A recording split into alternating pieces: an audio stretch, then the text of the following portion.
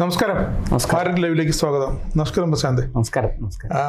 ഇന്ന് തമിഴ്നാട്ടിലും പശ്ചിമ ബംഗാളിൽ ഒന്നാം ഘട്ട വോട്ടെടുപ്പാണ്. പക്ഷേ നമ്മുടെ കേരളത്തിലെ മുഖ്യധാരാ മാധ്യമങ്ങൾ മനഃപൂർവ്വം വിസ്മരിച്ചൊരു കാര്യമുണ്ടായിരുന്നു. വളരെ സുപ്രധാനമായൊരു സുപ്രീം കോടതി വിധി. സുപ്രീം കോടതി എന്തിനും ഏതിനും ആരെന്ത് പറഞ്ഞാലും ഒക്കെ കേരളത്തിലെ പത്രങ്ങളിൽ വെണ്ടയ്ക്ക അക്ഷരത്തിൽ അച്ചടിച്ചു വരാറാണ് പതിവ്. കഴിഞ്ഞ ദിവസം നമ്മുടെ മമതാ ബാനർജിയെ പറ്റി അതിരൂക്ഷമായൊരു പരാമർശമാണ് സുപ്രീം കോടതി നടത്തിയത്. വിമർശനം. അതെ, വിമർശനമാണ്. അതായത് ഇന്ത്യ മഹാരാജ്യത്തെ മറ്റൊരു സംസ്ഥാനത്തെ മുഖ്യമന്ത്രിമാരെ ഇങ്ങനെ സുപ്രീം കോടതി വിമർശിച്ചിട്ടില്ല. അതായത് ജനാധിപത്യത്തെ തകർക്കുന്ന ഒരു മുഖ്യമന്ത്രിയാണ് മമതയെന്നും ഇത് അംഗീകരിക്കാനാകില്ലെന്നുമാണ് സുപ്രീം കോടതി കഴിഞ്ഞ ദിവസം പറഞ്ഞത്. അതായത് നമ്മുടെ പശ്ചിമ ബംഗാളിലെ തൃണമൂൽ കോൺഗ്രസിൻ്റെ പൊളിറ്റിക്കൽ പ്രൊമോഷണൽ ഏജൻസിയായ ഐപാക്കിൻ്റെ ഓഫീസിൽ ഒരു ED റെയ്ഡ് നടന്നപ്പോൾ അവിടെ മമതാ ബാനർജിയും സംഘവും എത്തി. അവിടെ നിന്നും സുപ്രധാനമായ രേഖകളും ഹാർഡ് ഡിസ്കുമൊക്കെ കടത്തിക്കൊണ്ടുപോയ ആ കേസ്. ഈ കേസിൽ CBI അന്വേഷണം വേണമെന്ന് ആവശ്യപ്പെട്ട് ED ആർട്ടിക്കിൾ 32 പ്രകാരം സുപ്രീം കോടതിയിൽ ഒരു ഹർജി കൊടുത്തിരുന്നു. ഈ ഹർജിയിലാണ് PK മിശ്ര അടക്കമുള്ള രണ്ടംഗ ഡിവിഷൻ ബെഞ്ചിൻ്റെ ഈ ഒരു നിർണായകമായ പരാമർശം വന്നിരിക്കുന്നത്. അതിൻ്റെ കൂടുതൽ വിശദാംശങ്ങൾ എന്തൊക്കെയാണ്? അതായത് നമുക്ക് എല്ലാവർക്കും അറിയുന്നതാണ് കാര്യം, വിഷയം എല്ലാവർക്കും അറിയാം. ഇപ്പോൾ രാജേഷ് ജി തുടക്കത്തിൽ പറഞ്ഞ കാര്യത്തെക്കുറിച്ചാണ് അത് പറഞ്ഞുകൊണ്ട് നമുക്ക് തുടങ്ങാം. അതായത് കേരളത്തിലെ മാധ്യമങ്ങളുടെ ഇരട്ടത്താപ്പാണ്. നോക്കൂ, ഇത് ഏതെങ്കിലും ഒരു BJP ഭരിക്കുന്ന സംസ്ഥാനത്തെ മുഖ്യമന്ത്രിക്കെതിരെ ഒരു ചെറിയ പരാമർശം ഹൈക്കോടതിയോ സുപ്രീം കോടതിയോ നടത്തിയാൽ അത് കേരളത്തിലെ ബ്രേക്കിംഗ് ന്യൂസാണ്. അതെ, നരേന്ദ്രമോദിക്കെതിരെ, അമിത്ഷായ്ക്കെതിരെ, അല്ലെങ്കിൽ കേന്ദ്രത്തിലെ ഏതെങ്കിലും ഒരു മന്ത്രിക്കെതിരെ, BJP നേതാവിനെതിരെ ഒരു വളരെ ചെറിയൊരു പരാമർശം ഏതെങ്കിലും ഒരു കോടതിയിൽ നിന്നുണ്ടായാൽ അത് കേരളത്തിൽ തലങ്ങും വിലങ്ങും ചർച്ച ചെയ്യപ്പെടും. നമ്മുടെ മാധ്യമങ്ങളുടെ രീതി അതാണ്. പക്ഷെ അവരെന്തുകൊണ്ടോ ഈ തൃണമൂൽ കോൺഗ്രസിനും മമതാ ബാനർജിയെ വ്യക്തിപരമായി കൃത്യമായി പേരെടുത്ത് പറഞ്ഞുകൊണ്ടാണ് കോടതി അതിരൂക്ഷമായി വിമർശിച്ചിരിക്കുന്നത്. അതായത് നിങ്ങളൊരു മുഖ്യമന്ത്രിയാണെന്നുള്ള കാര്യം മറന്നുകൊണ്ട് പ്രവർത്തിച്ചു എന്നാണ് കോടതി പറഞ്ഞത്. നമ്മൾ ശ്രദ്ധിക്കേണ്ട ഒരു കാര്യം, ബംഗാൾ ഒന്നാം ഘട്ട വോട്ടെടുപ്പിന് മണിക്കൂറുകൾക്ക് മുമ്പ്, അതായത് 24 മണിക്കൂർ തികച്ചില്ല, മണിക്കൂറുകൾക്ക് മുമ്പാണ് സുപ്രീം കോടതിയുടെ പരാമർശം വന്നത്. അപ്പോൾ ബംഗാളിലെ സ്ഥിതി എത്ര ആശങ്കാജനകമാണ്, എത്ര എന്താ പറയുക കുത്തഴിഞ്ഞതാണ് എന്ന് നമുക്കിതിൽ നിന്ന് മനസ്സിലാക്കാവുന്നതേ ഉള്ളൂ. സുപ്രീം കോടതി ചൂണ്ടിക്കാണിച്ചതും അതുതന്നെയാണ്.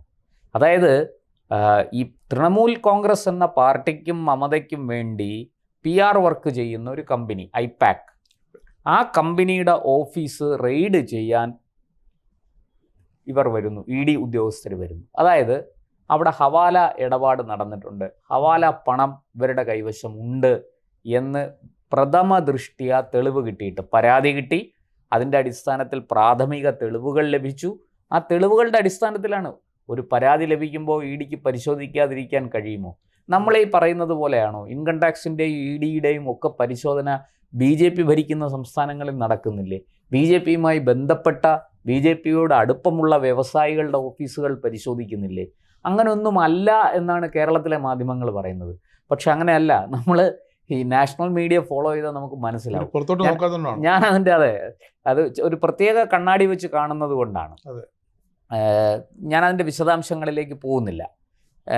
ശരിയാണ്, ഇപ്പോൾ തീർച്ചയായിട്ടും ഏത് ഗവൺമെൻറ് ഭരിക്കുമ്പോഴും അതിന് കീഴിൽ വരുന്ന ഉദ്യോഗസ്ഥർക്ക് ആ ഗവൺമെൻറ്റുമായി ബന്ധപ്പെട്ട ചില കാര്യങ്ങൾ ചെയ്യുന്നതിന് ചില തടസ്സങ്ങളും ബുദ്ധിമുട്ടുകളും ഉണ്ടാകും എന്നുള്ളത് സ്വാഭാവികമാണ്. ഞാൻ ഈ BJP ഭരണം തേനും പാലും ഒഴുക്കുന്നതാണ്, 100% സത്യസന്ധമാണ്, പച്ചവെള്ളം പോലും ചവച്ചരച്ച് കുടിക്കുന്നതാണ് എന്നൊന്നും ഞാൻ പറയുന്നില്ല. അങ്ങനത്തെ ബുദ്ധിമുട്ടുകളെല്ലാം BJP ഭരിക്കുമ്പോഴും ഉണ്ടാകും. ഞാൻ അതിനെ ഒന്നും എനിക്കതിനെ വെള്ളപൂശേണ്ട കാര്യവുമില്ല. മമതാ ബാനർജി ആദർശവതിയായ ഒരു മുഖ്യമന്ത്രിയാണെന്ന് തോന്നുന്നുണ്ടോ? അല്ല, ഞാൻ അതാണ് പറഞ്ഞു വന്നത്. പക്ഷേ നമുക്ക് അതിൻ്റെ പേരിൽ നമ്മളെ ഈ പറയുന്നത് പോലെ തെറ്റിനെയും ശരിയെയും കൃത്യമായി വേർതിരിച്ചുകൊണ്ട് തെറ്റിനെ തെറ്റെന്നും ശരിയെ ശരിയെന്നും പറയാൻ നമ്മൾ തയ്യാറാകണം. അതാണ് മാധ്യമധർമ്മം. പക്ഷെ കേരളത്തിലെ മാധ്യമപ്രവർത്തകർക്ക് ആ ധർമ്മം അറിഞ്ഞുകൂടാ, അല്ലെങ്കിൽ അവരത് പാലിക്കുന്നില്ല എന്നുള്ളതാണ്. ഇനി മമതാ ബാനർജിയുടെ കാര്യത്തിലേക്ക് വരാം. അത് രാജേഷ് ജി പറഞ്ഞ ആദ്യത്തെ ചോദ്യത്തിന്റെ ഞാൻ ഈ ബാക്കിയായിട്ട് പറഞ്ഞതിന്റെ കാരണം ആ. നമ്മുടെ ഹരിയാനയിലെയോ അല്ല ഡൽഹിയിലെയോ ഏതെങ്കിലും ഒരു BJP സർക്കാരിൻ്റെ എതിരെയാണ്. എന്തായാലും കെജ്രിവാൾ ആയാൽ പോലും, ആം ആദ്മിയുടെ കെജ്രിവാൾ ആണെങ്കിൽ പോലും അദ്ദേഹത്തിനെതിരെ വന്ന് ഇത്തരം ഒരു ആരോപണം വന്നിരുന്നെങ്കിൽ, മമത ചെയ്തതുപോലെ ഒരു ആരോപണം വന്നിരുന്നെങ്കിൽ എന്തായിരിക്കും ഇവിടുത്തെ പ്രതികരണം? ഇതിനു മുമ്പ് 2 ആഴ്ച മുമ്പാണ് സുപ്രീം കോടതി പറഞ്ഞത് ക്രിമിനൽ മനോഭാവമുള്ള മുഖ്യമന്ത്രി എന്ന്, അല്ലെ? അതെ അഴിമതിയിൽ മമതയ്ക്കെതിരെ ഇത് ആദ്യമല്ല, മമതയ്ക്കെതിരെ ഇതിനു മുമ്പും ഞാൻ പറഞ്ഞല്ലോ ഈ ED അന്വേഷണം വന്നു. ചോദ്യത്തിന്റെ 2ാം ഭാഗത്തിലേക്ക് പോവാം. ED അന്വേഷണം, ED ഉദ്യോഗസ്ഥർ അവിടെ എത്തി ഈ ഐപാക്കിന്റെ ഓഫീസും ഐപാക്കിന്റെ ഉടമസ്ഥന്റെ വസതിയും റെയ്ഡ് ചെയ്യാൻ തീരുമാനിച്ചു. അത് നോട്ടീസെല്ലാം കൊടുത്തിട്ടാണ് ചെയ്യുന്നത്, അല്ലാതെ ഒരു സുപ്രഭാതത്തിൽ നേരെ എങ്കിൽ ഹെലികോപ്റ്ററിൽ വന്ന് അവിടെ ഇറങ്ങുകയല്ല ചെയ്യുന്നത്. അപ്പോൾ മമത ഇത് അറിഞ്ഞുകൊണ്ട് അവിടുത്തെ DGPയെയും ചീഫ് സെക്രട്ടറിയെയും പോലീസ് കമ്മീഷണറെയും ഒക്കെ വിളിച്ചുകൊണ്ട് നേരെ ആ ഐപാക്കിൻ്റെ ഓഫീസിൽ ചെല്ലുകയാണ്. അവിടെ ചെന്നിട്ട് ED ഉദ്യോഗസ്ഥരെ തടയുന്നു. കൂടെ ഒരു വലിയ ജനക്കൂട്ടമുണ്ട് തൃണമൂൽ കോൺഗ്രസിൻ്റെ. കാരണം ഇവരെന്തെങ്കിലും പറഞ്ഞാൽ ഈ ഉദ്യോഗസ്ഥരുടെ എണ്ണം പരിമിതമല്ലേ, ഇവരെ ആക്രമിച്ചാൽ എന്ത് ചെയ്യും? ഈ പോലീസ് കയ്യും കെട്ടി നോക്കി നിൽക്കുകയല്ലേ ഉള്ളൂ. നിയമവാഴ്ച എന്നൊന്നില്ല ബംഗാളിൽ, നിയമവാഴ്ചയില്ല. അവിടുത്തെ സിറ്റുവേഷൻ ഞാനിപ്പോൾ വിവരിക്കാം. ഒരു അടുത്ത സുഹൃത്ത് നൽകിയ വിവരം ഞാൻ പറയാം. അവിടുത്തെ എന്താണ് ഇപ്പോഴത്തെ അവിടുത്തെ സാഹചര്യം, വളരെ ഭയാനകമാണ്. അതെ 2 സംഭവങ്ങൾ, 2 ഉദാഹരണങ്ങൾ ഞാൻ അതിന് നൽകാം. വളരെ വ്യക്തമായിട്ട് അവിടെ നടക്കുന്ന കാര്യങ്ങളാണ്. അപ്പോൾ മമത അവിടെ വന്നിട്ട് ഈ ഉദ്യോഗസ്ഥരെ ഭീഷണിപ്പെടുത്തുന്നു, അവിടുന്ന് കുറേ രേഖകൾ എടുക്കുന്നു, പെൻഡ്രൈവ് എടുക്കുന്നു, ഹാർഡ് ഡിസ്ക് എടുക്കുന്നു, അതുമായിട്ട് ഇറങ്ങി അങ്ങ് പോവുകയാണ്. ED ഉദ്യോഗസ്ഥർക്ക് പുല്ലുവില, അവരാകെ ഭയന്നുപോയി. അതുകൊണ്ടാണ് അവർ സുപ്രീം കോടതിയെ, കേന്ദ്ര സർക്കാർ ED സമീപിച്ചത്. സുപ്രീം കോടതിയിൽ കൃത്യമായിട്ട് ഇതിൻ്റെ എല്ലാ തെളിവുകളും അവർ കൊടുത്തു, അവിടെ എന്താണ് സംഭവിച്ചതെന്നുള്ളത്. അതാണ് സുപ്രീം കോടതി മമതയ്ക്ക് നോട്ടീസ് അയക്കുകയും മമതയെ വിളിച്ചു വരുത്തുകയും ചെയ്തത്. മമതാ സർക്കാരിൻ്റെ പ്രതിനിധി വിളിച്ചു വരുത്തുകയും ചെയ്തു. സുപ്രീം കോടതി പറഞ്ഞു ഇത് അംഗീകരിക്കാൻ കഴിയില്ല, ഇത് നിയമവാഴ്ചയുള്ള രാജ്യമാണ്, നിങ്ങൾക്ക് എന്ത് തോന്നിയവസവും കാണിക്കാവുന്നതല്ല. ഈ പറയുന്നത് പോലെ മമതയുടെ തിരുവായ്ക്ക് എതിർവായില്ല എന്ന് പറയുന്ന ഒരു നയം, അതൊന്നും ഇവിടെ വിലപ്പോവില്ല. സുപ്രീം കോടതിക്ക് തന്നെ ഒരു എന്താ പറയുക, ഇവരെക്കുറിച്ച് വളരെ മോശപ്പെട്ട ഒരു അഭിപ്രായം, ഒരു അനുഭവം ഉണ്ട്. അപ്പോൾ സുപ്രീം കോടതി അത് ചൂണ്ടിക്കാണിച്ചു. സുപ്രീം കോടതി മാൾഡയിൽ പിന്നെ ജുഡീഷ്യൽ ഓഫീസർമാരെ നിയോഗിച്ചു. അതായത് SIR നടപ്പാക്കുന്നതിൽ ഒരുപാട് ക്രമക്കേടുണ്ട്. ഈ മുസ്ലിം വോട്ടുകൾ കണ്ടമാനം നീക്കം ചെയ്യുന്നു. പക്ഷേ കരട് വോട്ടർ പട്ടിക വന്നപ്പം ഏറ്റവും കൂടുതൽ വോട്ട് നഷ്ടപ്പെട്ടത് ഹിന്ദുക്കൾക്കാണ്. അത് മറ്റൊരു കാര്യം. 34 ലക്ഷം പേർക്ക് വോട്ട് നഷ്ടപ്പെട്ടു. അത് 34 ലക്ഷം പേര് ഹിന്ദുക്കളാണ് 91 ലക്ഷത്തിൽ. പിന്നെ കുറച്ച് പേർക്ക് തിരിച്ചു കിട്ടി. പക്ഷേ എല്ലാവർക്കും പ്രോസസ്സ് പൂർത്തിയാക്കാതെ, നടപടിക്രമങ്ങൾ പൂർത്തിയാക്കാതെ വോട്ടവകാശം കൊടുക്കണ്ടെന്ന് സുപ്രീം കോടതി അവസാനം വിധിക്കുകയായിരുന്നു. ഇനി സുപ്രീം കോടതിക്കുണ്ടായ അനുഭവം, ഈ ജുഡീഷ്യൽ ഓഫീസർമാരെ അവിടെ ചെന്നപ്പോൾ മാൾഡയിൽ പൂട്ടിയിട്ടു. ഒരു കെട്ടിടത്തിൽ വനിതാ ഓഫീസർമാരടക്കമുള്ളവരെ പൂട്ടിയിട്ടു. ഒന്നും മൂത്രം ഒഴിക്കാൻ പോകാൻ പോലും സമ്മതിച്ചില്ല. അവരെ ഉപരോധിച്ചു. അവർക്ക് ഭക്ഷണമില്ല, വെള്ളമില്ല. ഒന്നാലോചിച്ചു, ഈ ചൂട് കാലത്ത്, ഈ കടുത്ത വേനൽക്കാലത്ത് ജുഡീഷ്യൽ ഓഫീസർമാരെ ഒരു കെട്ടിടത്തിൽ പൂട്ടിയിടുക എന്ന് പറഞ്ഞാൽ, അതും സുപ്രീം കോടതി നിയോഗിച്ച, ഫലത്തിൽ സുപ്രീം കോടതി അവിടെ ചെല്ലുന്ന പോലെയല്ലേ. ഈ ഡിവിഷൻ ബെഞ്ച് നിയോഗിക്കുന്ന ജുഡീഷ്യൽ ഓഫീസർമാർ അവിടെ ചെല്ലുമ്പോൾ സുപ്രീം കോടതി ആസ് ഇറ്റ് ഈസ് അവിടെ ചെല്ലുകയാണ്. അങ്ങനെ വേണം അതിനൊക്കെ നമ്മൾ മനസ്സിലാക്കാൻ. അവരെയാണ് പൂട്ടിയിട്ടത്. അപ്പോൾ കോടതി ചോദിക്കുന്നത്, ഇതിനെ ഞങ്ങൾ നിസ്സാരമായിട്ട് കാണണോ? ഇതിനോട് ഞങ്ങൾ ക്ഷമിക്കണം? മമതയുടെ വക്കീലിൽ നിന്നും ബംഗാളിൻ്റെ വക്കീലിൽ നിന്നും ഉത്തരവില്ലായിരുന്നു ബംഗാൾ ഗവൺമെൻറ്റിൻ്റെ.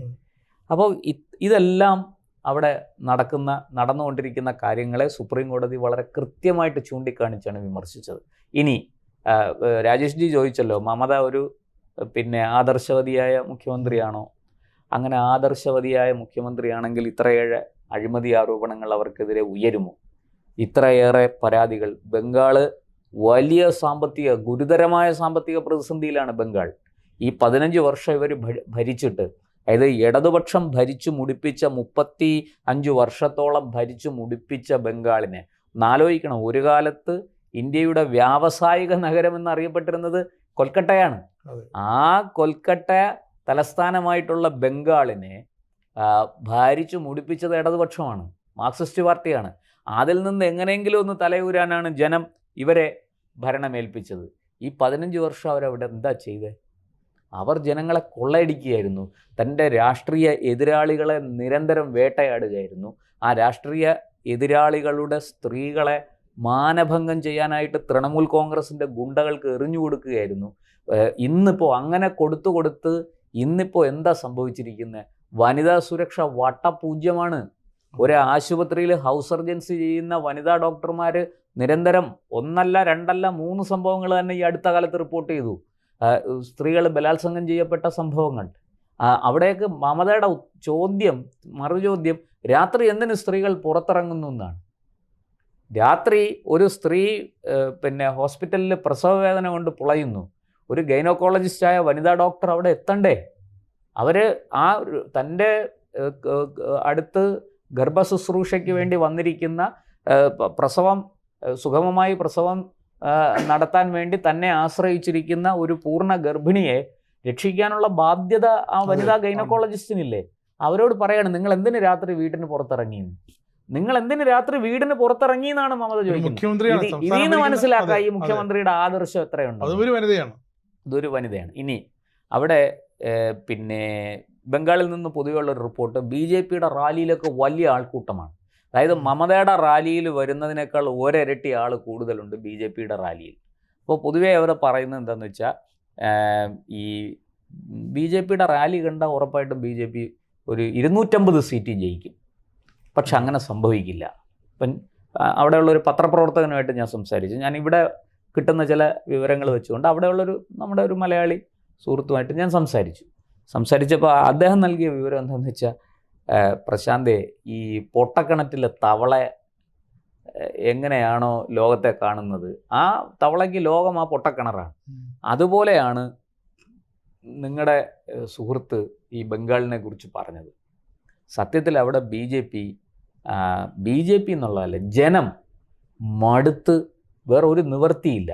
ഇക്കുറി ഒരിക്കൽ കൂടി മമത വന്നാൽ 2021 മമത വന്നതിന് ശേഷം എന്താണോ അവിടെ സംഭവിച്ചത് അതിൻ്റെ ഇരട്ടി നടക്കും. ഒന്നാലോചിച്ച് നോക്കുക. അന്ന് BJPക്കാരെ വേട്ടയാടി, CPMകാരെ വേട്ടയാടി, അന്ന് പാർട്ടി ഓഫീസുകൾ നശിപ്പിച്ചു, BJPക്കാരുടെ വീടുകൾ ആക്രമിച്ച് അവരുടെ സ്ത്രീകളെ ക്രൂരമായി ബലാത്സംഗം ചെയ്തു. എത്ര കേസുകളാണ് ഉണ്ടായത്. അവസാനം കൊൽക്കത്ത ഹൈക്കോടതിക്ക് ഇടപെടേണ്ടി വന്നു, കേന്ദ്രസേന ഇറങ്ങേണ്ടി വന്നു, അല്ലേ?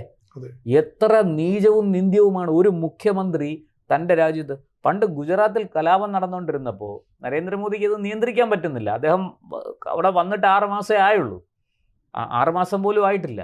അന്ന് ആ കലാപം നടക്കുന്ന സമയത്ത് വാജ്പേയി നരേന്ദ്രമോദിയോട് പറഞ്ഞത് രാജധർമ്മം പാലിക്കാനാണ് പറഞ്ഞത്. നോക്കൂ, അവിടെയും മോദി തെറ്റുകാരനല്ലെങ്കിൽ കൂടി വാജ്പേയി പറഞ്ഞത് നിങ്ങൾ രാജധർമ്മം പാലിക്കൂ എന്ന് വെച്ചാൽ എല്ലാ ജനങ്ങളെ ഒരുപോലെ കാണണം.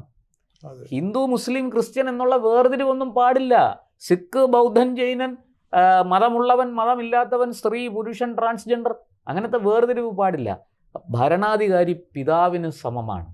അച്ഛൻ എങ്ങനെയാണോ മക്കളെ പരിപാലിക്കുന്നത് അതുപോലെ വേണം ഭരണാധികാരി തൻ്റെ പ്രജകളെ, തൻ്റെ സർക്കാരിന് കീഴിൽ വസിക്കുന്ന രാജ്യത്തെ പൗരന്മാരെ സംരക്ഷിക്കേണ്ടത്. മമത ചെയ്തതോ? അവിടെ പോലീസിനെ നിശബ്ദമാക്കി, തൃണമൂൽ കോൺഗ്രസിൻ്റെ ഗുണ്ടകളെ കയറൂരി വിട്ടു. അപ്പോൾ ഇക്കുറിയും അവിടുത്തെ ജനങ്ങൾക്കറിയാം. അത് BJPക്കാർ മാത്രമല്ല അതിൻ്റെ തിക്തഫലം അനുഭവിച്ചത്, സാധാരണ ജനങ്ങളും അനുഭവിച്ചു. പാവപ്പെട്ട ദരിദ്രരായ ഹിന്ദുക്കൾ മാത്രമല്ല മുസ്ലിങ്ങളും അത് അനുഭവിച്ചു എന്നുള്ളതാണ്. അവരൊറ്റപ്പെട്ട അവസ്ഥയെ. അപ്പോൾ കാരണം എന്താണെന്ന് വെച്ചാൽ, ഈ നുഴഞ്ഞു കയറിയ റോഹിംഗ്യകളും ബംഗ്ലാദേശികളും അവർക്ക് ആരോടാണ് കടപ്പാട്, അവർക്ക് ആരോടാണ് സ്നേഹം, ആരോടാണ് ഉത്തരവാദിത്വം? നമുക്ക് നമ്മുടെ രാജ്യത്തോടും നമ്മുടെ രാജ്യത്തെ മറ്റു പൗരന്മാരോടും നമുക്ക് ഉത്തരവാദിത്വമുണ്ട്, നമുക്ക് കടപ്പാടുണ്ട്. നമുക്ക് രാഷ്ട്രീയമായ എതിരൊക്കെ ഉണ്ടാകാം, രാഷ്ട്രീയമായ പോരുണ്ടാകാം, പക്ഷെ നമ്മളൊരു പരിധിക്കപ്പുറത്ത് ഇതൊന്നും വഷളാകാൻ നമ്മൾ അനുവദിക്കില്ല. പക്ഷെ ഇവിടെ അങ്ങനെയല്ല. അപ്പോൾ ഇക്കുറി ഈ BJPയുടെ റാലികളിൽ വരുന്നത് എല്ലാവരും BJPക്കാരൊന്നുമല്ല, ഒരുപാട് സാധാരണ ജനങ്ങൾ വരുന്നുണ്ട്. ആ വരുന്ന ആൾക്കാർ ഒരു രാഷ്ട്രീയവും ഇല്ലാത്തവരും വരുന്നുണ്ട്. ആ വരുന്നവർ വലിയൊരു ആശ്രയം നരേന്ദ്രമോദിയിലും അമിത്ഷായിലും ഒക്കെ കാണുകയാണ്. അപ്പോൾ ഇക്കുറി എങ്ങനെയും BJPക്ക് അവിടെ ജയിച്ചേ പറ്റുള്ളൂ. ജയിച്ചില്ലെങ്കിൽ BJP കഴിഞ്ഞ തവണ ഉണ്ടായതിനേക്കാൾ വലിയ വേട്ടയാടലായിരിക്കും BJP അതുകൊണ്ടല്ലേ ഇപ്പൊ കേന്ദ്രസേന ഇപ്പോഴേ നേരത്തെ തന്നെ അതെ. വിന്യസിച്ചത്. അതെ. ഇനി മറ്റൊരു കാര്യം കൂടി ഞാൻ പറയാം. നമ്മളിപ്പോൾ മമതയെ എപ്പോഴും നമ്മൾ BJP വെള്ളപൂശി BJP മമത ആക്രമിക്കുന്നു. ഇക്കഴിഞ്ഞ ദിവസം, അതായത് ഈ തെരഞ്ഞെടുപ്പ് പടിവാതിക്കൽ എത്തി നിൽക്കുന്നു, മണിക്കൂറുകൾക്ക് മുമ്പ് ഈ സുപ്രീം കോടതി വിധി വന്ന ഏതാണ്ട് അതേ സമയത്ത് തന്നെ മൂർഷിദാബാദിൽ എന്താ സംഭവിച്ചത്? വലിയ രീതിയിൽ അവിടെ CPM തൃണമൂൽ സംഘർഷം നടക്കുകയാണ്. അവിടെ CPM-നെ വേട്ടയാടുകയാണ്. ഇപ്പോൾ CPM തിരിച്ചടിക്കുന്നു. എന്താ കാരണം എന്നറിയാമോ? CPM അവിടെ തകർന്ന് തരിപ്പണമായി പോയി, വലിയ ഇതൊന്നുമില്ല. ഏതാനും മാസങ്ങൾക്ക് മുമ്പാണ് ഒരു അച്ഛനെയും മകനെയും മൂർഷിദാബാദിൽ കൊല ചെയ്തത്. 24 പർഗാനസിൽ വലിയ കലാപം നടന്നത്, ആ ജില്ലയിൽ മാൾഡയിൽ കലാപം നടന്നത്. ഇതെല്ലാം ഈ നുഴഞ്ഞു കയറിയ ബംഗ്ലാദേശികളും റോഹിംഗ്യകളുമാണ് ഈ കലാപത്തിന് ഉത്തരവാദികൾ. അവരെ തൃണമൂലിൻ്റെ ഗുണ്ടകൾ അവരുടെ ഒപ്പം ചേർന്ന് ഈ തദ്ദേശീയരായ CPM-കാരെയും മറ്റുമൊക്കെ ആക്രമിക്കുകയാണ്. അതിൽ മുസ്ലിങ്ങളും ഉണ്ടെന്നേ. തദ്ദേശീയരായ മുസ്ലിങ്ങൾക്കും ഇവർ വലിയ ഭീഷണിയാണ്. അപ്പോൾ ഇങ്ങനൊരു സാഹചര്യമാണ് മൂർഷിദാബാദിൽ ഇപ്പോഴുള്ളത്. ഇപ്പോൾ CPM തിരിച്ചടിക്കാൻ ധൈര്യം കാണിച്ചത് അവിടെ ബംഗാൾ പോലീസിനല്ല ക്രമസമാധാന ചുമതല, അവിടെ ഇപ്പോൾ കേന്ദ്രസേനയ്ക്കാണ്. കേന്ദ്രസേന അവിടെ ഉള്ളത് കൊണ്ട് CPM ധൈര്യമായിട്ട് CPM-ൻ്റെ പ്രവർത്തകർ തിരിച്ചടിക്കുന്നു. അതാണ് അവിടെ മൂർഷിദാബാദിൽ സംഭവിച്ചത്. ഇതിൽ നിന്ന് തന്നെ നമുക്ക് ബംഗാളിൻ്റെ ഏകദേശ ചിത്രം മനസ്സിലാകും. അവിടെ മമത എന്ന് പറയുന്നത് ഒരു ജനങ്ങളുടെ ചോര കുടിക്കുന്ന, എന്താ പറയുക, നമ്മൾ സാധാരണ കഥകളിലൊക്കെ കേട്ടിട്ടില്ലേ, ഈ ആൾക്കാരെ വശീകരിച്ചു കൊണ്ടുപോയി പനയുടെ മുകളിൽ കൊണ്ടുപോയി ചോര കുടിച്ചിട്ട് പല്ലും എല്ലും മുടിയും നഖവും മാത്രം താഴേക്കിടുന്ന യക്ഷികളുടെ കഥ. അതുപോലെ ജനങ്ങളുടെ ചോര കുടിക്കുന്ന ഒരു ഭരണാധികാരിയായി മാറിയിരിക്കുകയാണ്. രക്തദാഹിയായ ഒരു ക്രിമിനലാണ് ഈ മമതാ ബാനർജി എന്ന് അവിടുത്തെ ജനങ്ങൾ പറയുന്നത് വെറുതെ അല്ല. നമുക്കതിൻ്റെ ഭീകരത മനസ്സിലാകാത്തത് കൊണ്ടാണ്. പക്ഷേ ഒരു കാര്യം ഞാൻ പറയാം, ഇക്കുറി അവിടെ എന്തൊക്കെയോ വലിയ മാറ്റങ്ങൾ സംഭവിക്കും എന്ന് തന്നെയാണ് എനിക്ക് തോന്നുന്നത്. ഈ കിട്ടിയ വിവരങ്ങളെല്ലാം അനുസരിച്ച് നമ്മളിതൊന്നും, ഞാനിപ്പോൾ പറഞ്ഞ സുപ്രീം കോടതിയുടെ വിധി നമ്മൾ കയ്യിൽ നിന്നുണ്ടാക്കിയതല്ല, ഈ ഐപാക്കിൻ്റെ റെയ്ഡ് നമ്മൾ കയ്യിൽ നിന്നുണ്ടാക്കിയതല്ല.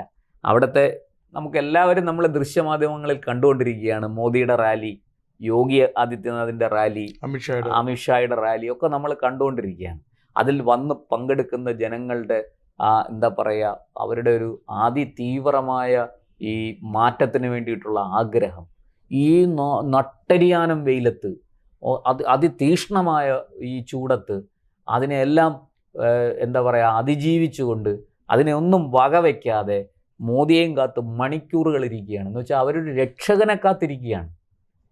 ഇത് എൻ്റെ അഭിപ്രായത്തിൽ ഈ ഇലക്ഷൻ റിസൾട്ട് എന്ത് തന്നെ ആയാലും ശരി, ബംഗാളിൽ ഇനി ക്രമസമാധാന തകർച്ച ഉണ്ടാകാൻ കേന്ദ്രം അനുവദിക്കരുത്.